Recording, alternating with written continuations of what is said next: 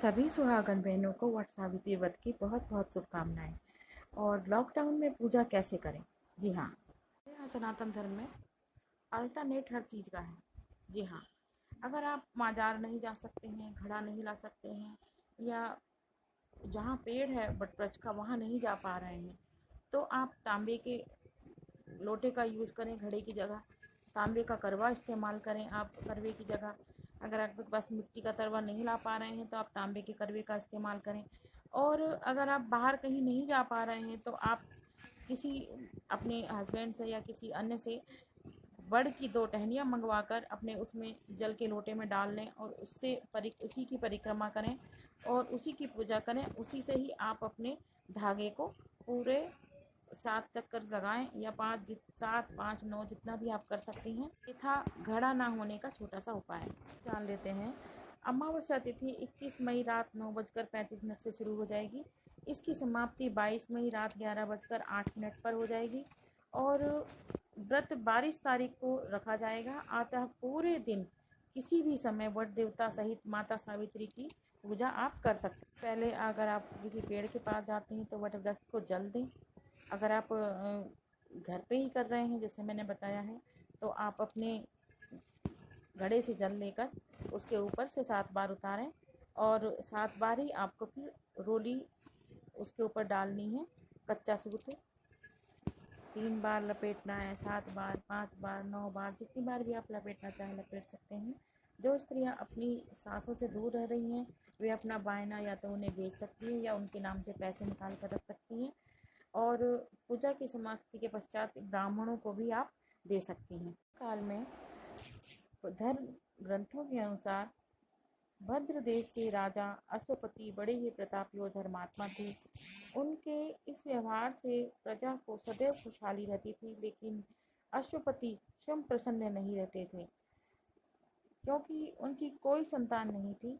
राजा अश्वपति संतान प्राप्त हुए तो नित्य यज्ञ हवन किया करते थे, जिसमें गायत्री मंत्रोच्चारण के साथ आहुतियां दी जाती। इस पुण्य फल को प्राप्त कर एक दिन माता गायत्री प्रकट हो गई और उनकी पूजा से प्रसन्न हो बोली, हे राजन, मैं तुम्हारी भक्ति से अति प्रसन्न हूँ, इसीलिए तुम्हें मनचाहा वरदान दे रही हूँ।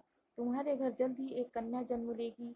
यह कहकर माता गायत्री अंतर्ध्यान हो गई। कालांतर में राजा अश्वपति के घर बेहद रूपवान कन्या का जन्म हुआ, जिसका नाम सावित्री रखा गया। सावित्री बड़ी हुई तो उसके योग्य वर नहीं मिला।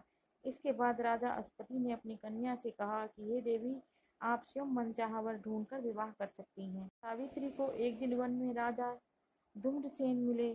सावित्री ने मन ही मन उन्हें अपना पति मान लिया। यह देख नारद जी राजा अश्वपति के पास आकर बोले, राजन, आपकी कन्या ने जो वर चुना है उसकी अकारण जल्द ही मृत्यु हो जाएगी। आप स्वयं इस विवाह को यथाशीघ्र रोक दें।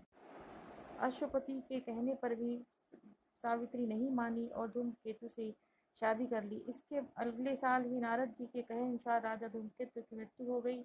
उस समय सावित्री अपने पति को गोद में लेकर बैठी थी, तभी यमराज आकर राजा धूमकेतु की आत्मा को लेकर जाने लगे। सावित्री भी पीछे पीछे चल पड़ी। यमराज के बहुत मना करने पर भी सावित्री नहीं मानी। यमराज ने उन्हें वरदान मांगने का प्रलोभन दिया। सावित्री ने पहले वरदान अपने सास ससुर की दिव्य ज्योति मांगी और सास ससुर के अंधे थे। दूसरे का वरदान में छीना राजपाट मांगा और तीसरे वरदान में 100 पुत्रों की मां बनने का वरदान मांगा, जिसे यमराज ने तथास्तु कहकर स्वीकार कर। इसके बाद जब सावित्री यमराज के पीछे चलती रही तो यमराज ने कहा, हे देवी, अब आपको क्या चाहिए? तब सावित्री ने कहा, यमदेव, आपने मुझे 100 पुत्रों का वरदान, माँ बनने का वरदान दिया है, लेकिन मैं बिना पति के माँ कैसे बन सकती हूँ? यह सुनकर यमराज स्तब्ध रह गए। इसके बाद उन्होंने राजा धूमकेतु को अपने प्राण पास से मुक्त कर दिया और कालांतर में ही सावित्री की पति सेवा और भक्ति की कथा सुनाई जाती रही है। कथा के बाद आप आरती करें। एक छोटी सी चुटकनार की गणेश जी की कथा अवश्य कहें।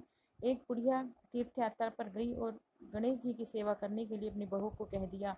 बहू निष्कपट भाव से बहुत ही भोलेपन से भगवान श्री गणेश जी की सेवा करती रही, खिलाती पिलाती और कहती, जाओ अब खेल आओ। गणेश जी भी बड़े प्यार से खाते पीते और खेलने चले जाते। जब सोने को कहती सो जाती, जब खाने को कहती खा लेते और जब नहाने को कहती तो नहा लेते। वो खाना खाकर खेलने गए तो पीछे से बूढ़ी सास आ गई और कहने लगी, तूने मेरे गणेश जी का क्या किया, वो कहाँ गए? उसने कहा, माता खेलने। जैसे ही बुढ़ाने को कहा तो बहू ने आवाज लगाई, गणेश आ जाओ, तुम्हारी बुढ़िया आ गई है और मुझे बुरा भला कह रही है। गणेश जी अपने स्थान पर स्वयं प्रकट हो गए।